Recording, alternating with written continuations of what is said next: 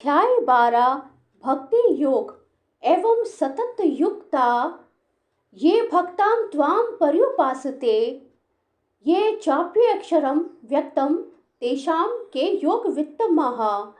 अर्जुन ने पूछा, जो आपकी सेवा में सदैव तत्पर रहते हैं या जो अव्यक्त निर्विशेष ब्रह्म की पूजा करते हैं, इन दोनों में से किसे अधिक पूर्ण सिद्ध माना जाए? अध्यात्मवादियों की दो श्रेणियों में विभाजित किया जा सकता है, निर्विशेषवादी तथा सगुणवादी। सगुणवादी भक्त अपनी सारी शक्ति से परमेश्वर की सेवा करता है। निर्विशेषवादी भी कृष्ण की सेवा करता है, किंतु प्रत्यक्ष रूप से न करके वह अप्रत्यक्ष निर्विशेष ब्रह्म का ध्यान करता है। इस अध्याय में हम देखेंगे कि परम सत्य की अनुभूति की विभिन्न विधियों में भक्ति योग सर्वोत्कृष्ट है। यदि कोई भगवान का सानिध्य चाहता है तो उसे भक्ति करनी चाहिए। जो लोग भक्ति के द्वारा परमेश्वर की प्रत्यक्ष सेवा करते हैं वे सगुणवादी कहलाते हैं।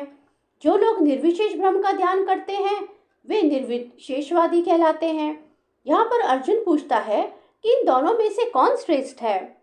यद्यपि परम सत्य के साक्षात्कार के अनेक साधन हैं, किंतु इस अध्याय में कृष्ण भक्ति योग को सबों में श्रेष्ठ बताते हैं।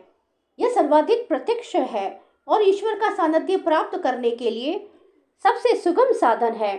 भगवत गीता के द्वितीय अध्याय में भगवान ने बताया कि जीव भौतिक शरीर नहीं है, वह आध्यात्मिक स्फुलिंग है और परम सत्य परम पूर्ण है।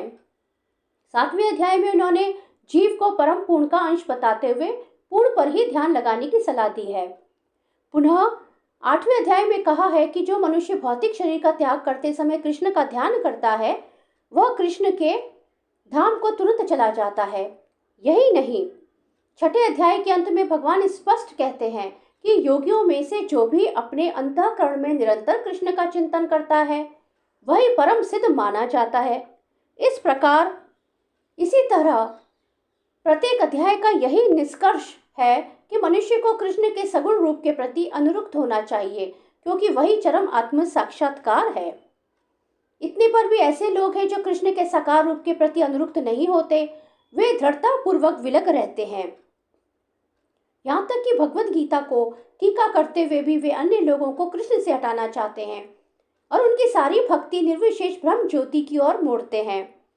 वे परम सत्य के उस निराकार रूप का ही ध्यान करना श्रेष्ठ मानते हैं जो इंद्रियों की पहुंच के परे और अप्रकट है। इस तरह सचमुच में अध्यात्मवादियों की दो श्रेणियां हैं। अब अर्जुन यह निश्चित कर लेना चाहता है कि कौन सी विधि सुगम है और इन दोनों श्रेणियों में से कौन सर्वाधिक पूर्ण है।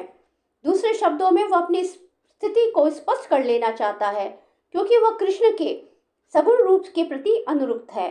वह निराकार ब्रह्म के प्रति आसक्त नहीं है।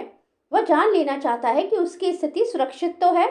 निराकार स्वरूप चाहे इस लोक में हो चाहे भगवान के परम लोक में हो, ध्यान के लिए समस्या बना रहता है।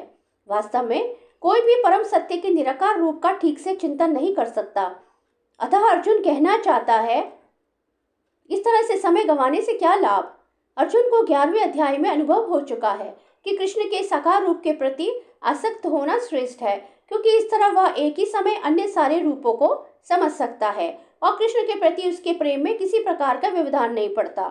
अतः अर्जुन द्वारा कृष्ण से इस महत्वपूर्ण प्रश्न के पूछे जाने से परम सत्य के निराकार तथा साकार स्वरूपों का अंतर स्पष्ट हो जाएगा। श्री कृष्ण शरणम ममः, श्री कृष्ण शरणम ममः, श्री कृष्ण शरणम ममः।